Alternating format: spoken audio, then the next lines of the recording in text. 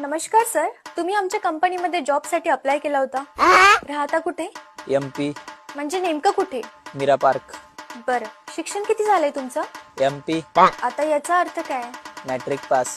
बरं, मला सांगा तुम्ही जॉबच का करणार, बिझनेस का नाही? MP MP म्हणजे? मनी प्रॉब्लेम. कशा मुलगा रे देवा हा. MP म्हणजे? Mister perfect. बरं, तुमचं स्वप्न काय होतं, तुम्हाला बनायचं काय होतं? MP आता हे काय? Member of parliament. तुमचं शिक्षण कुठून पूर्ण झालंय, कोणत्या कॉलेजमधनं?